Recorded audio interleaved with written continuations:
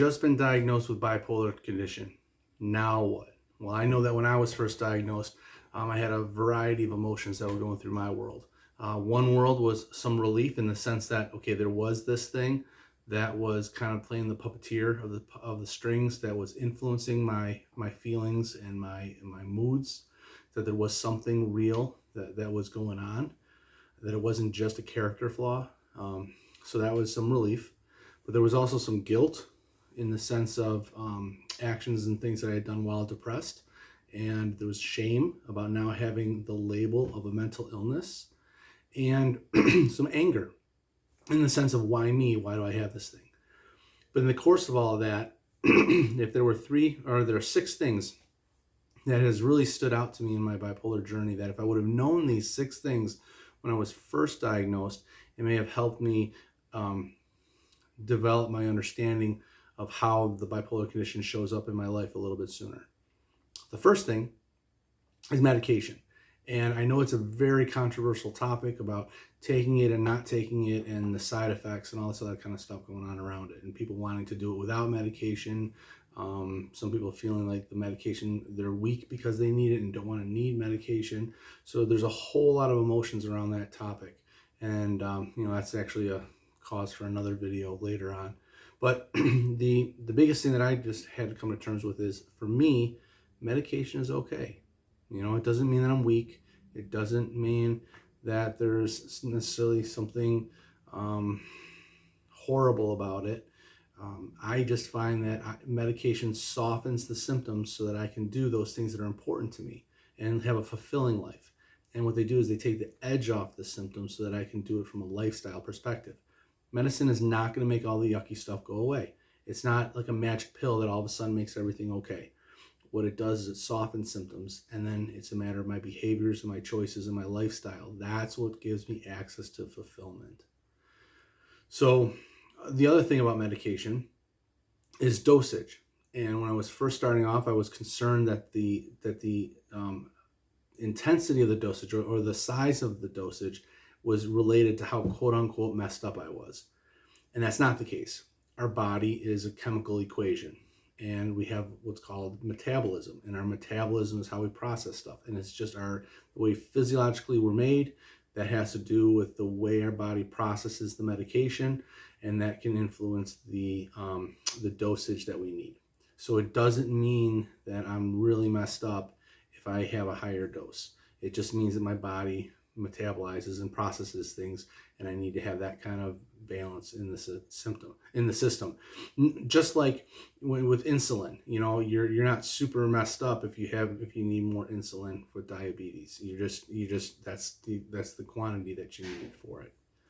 So that's medicine. And like I said, I take medicine. I have found it a very, very helpful tool.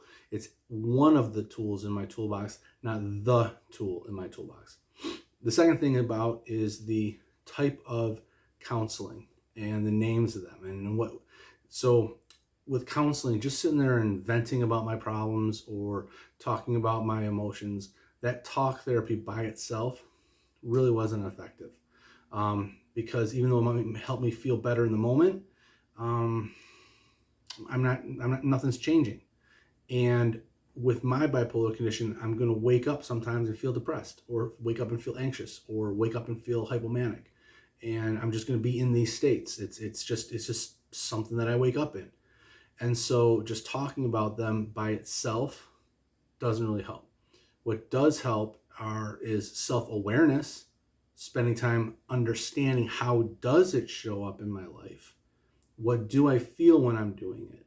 That kind of a thing. So this self-awareness of how it shows up is a good thing, okay? The second thing is there's 2 types of therapy that really stood out for me. One is called CBT, or cognitive behavioral therapy, and the second is ACT, or ACT, or acceptance commitment therapy. And actually, acceptance commitment therapy came out of cognitive behavioral therapy. And to really kind of just quickly describe them, CBT, or cognitive behavioral therapy, talks about the relationship between thoughts, feelings, and actions, and how a lot of times we may combine them all into one thing, but in reality we can think one way, feel in a different way, and act based on something else. So that's cognitive behavioral therapy, and how those three things relate with each other, and how if you influence one of those three things, it can influence the others. The second thing is with ACT, acceptance commitment therapy. And with ACT, the acceptance comes to deal with, so I'm feeling some discomfort with my symptoms, and instead of running from that discomfort or trying to fight that discomfort or trying to push that discomfort away, I lean into that discomfort. So I accept that discomfort and allow that to be part of my human experience. Commitment deals with what my values, what are the things that I'm going to choose to commit to and lean into when I'm leaning into the discomfort. And then therapy is the actual application of those concepts in your daily life. So those are the two biggest therapy modalities that I have found to be the most helpful. Third thing that I came across that was really helpful is called WRAP, or the Wellness Recovery Action Plan, by Mary Ellen Copeland. And that has basically, it's creating a plan for when you're going through your different symptoms and different experiences. So the first thing that you create is a list of coping strategies known as a wellness toolbox. And that's where you're looking at what are all the different activities that help you be well. The second thing is a daily plan to maintain wellness. What are those things that I need to do every day so that I can be well and stay well? The third is a list of internal warning signs that let us know we're beginning to feel worse. Like when I notice I feel a certain way or think a certain way or start to do certain things, that's letting me know that things are starting to get tough. Okay? So those are the internal warning signs that let you know that things are starting to go downhill. Then a list of warning signs that things are breaking down. This is where it's not just a little difficult. This is when it's starting to get there.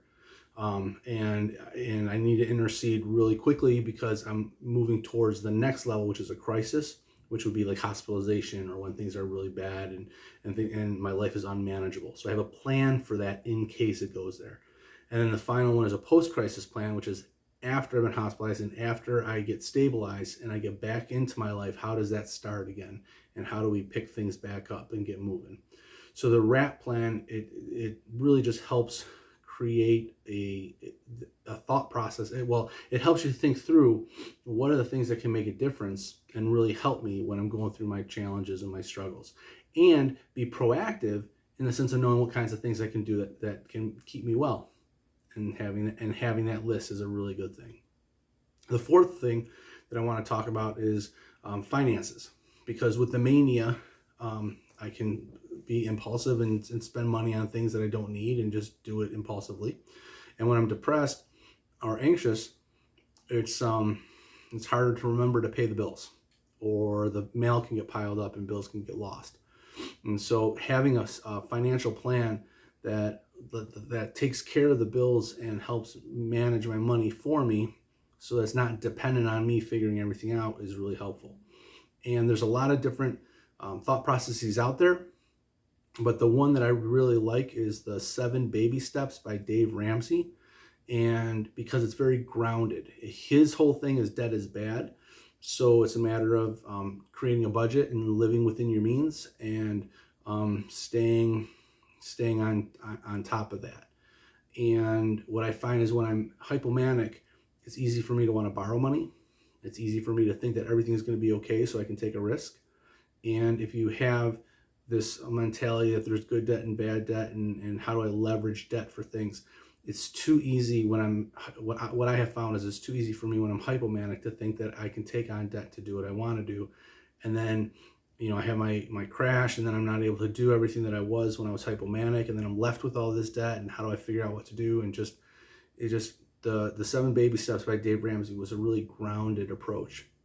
And I found it really helpful to help me climb out of debt and to have a solid foundation of finances, which then helps decrease the stress that I'm in and helps give me opportunities to move forward with the direction that I want to go.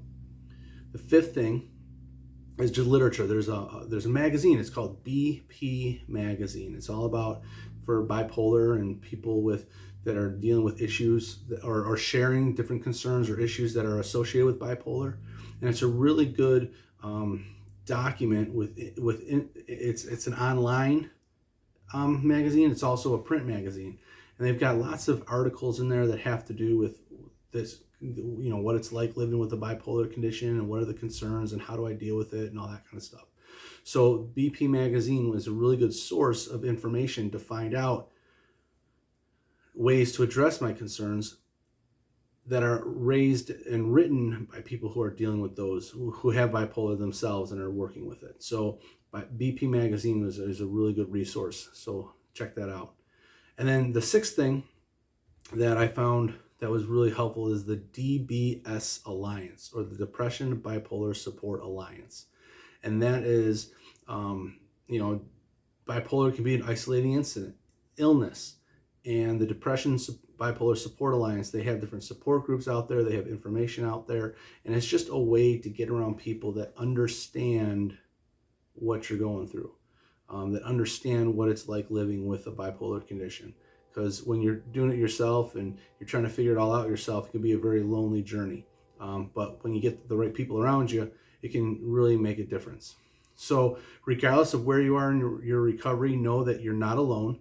Many of us live with a bipolar condition, and that there's help and support available.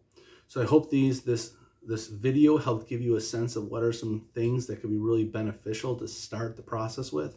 Know that you're not alone. Know that there is a fulfilling life available. I will share I'll show links to the videos on the difference between thoughts, feelings, and actions. I'll also share a link about what it is to be successfully living with a bipolar condition. And that way you can have a better sense of what resources are available and what thought processes support us in having a healthy and fulfilling life. Take care. Have a great one. Subscribe below for more videos, and I'll catch you on the next one.